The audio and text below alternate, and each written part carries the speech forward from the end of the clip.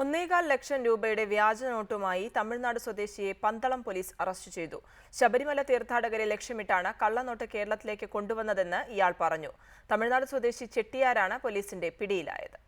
മണ്ഡലകാലത്ത് പന്തളത്ത് കച്ചവടം തുടങ്ങുന്നതിനായി കള്ളനോട്ട് വിനിയോഗിക്കാൻ വേണ്ടിയാണ് ചെട്ടിയാർ പണം കൊണ്ടുവന്നതെന്ന് പോലീസ് പറയുന്നു. കഴിഞ്ഞ ദിവസം രാവിലെയാണ് പന്തളം ബസ് സ്റ്റാൻഡിൽ നിന്നും പത്തനംതിട്ട SP-യുടെ ഷാഡോ പോലീസ് ഇയാളെ പിടികൂടിയത്. 500 രൂപയുടെ 3 കെട്ടുകളായി 1.25 ലക്ഷം രൂപയാണ് ഇയാളിൽ നിന്നും പോലീസ് പിടികൂടിയത്. പന്തളത്ത് പിടിച്ചിരിക്കുന്നത് തമ്മിലൊരു കോമൺ ലൂപ്പ് വരുന്നില്ല. അത് സിംഗിൾ നോട്ട്സ് പല സ്ഥലങ്ങളിലും വ്യാപാര സ്ഥാപനങ്ങളിലും കൊടുത്തിരിക്കുന്നതിൽ നിന്നാണ് നമ്മൾ പിടിച്ചിരിക്കുന്നത്.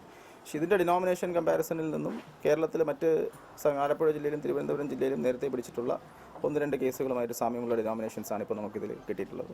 അപ്പോൾ NIA-യുടെ എക്സാമിനേഷൻസിലും ഡേറ്റാ ബാങ്കും പരിശോധിച്ചതെന്ന് നമുക്ക് മനസ്സിലായ കാര്യമാണ്. വ്യാജ നോട്ടുകൾ NIA സംഘം വിശദമായി പരിശോധിച്ചു.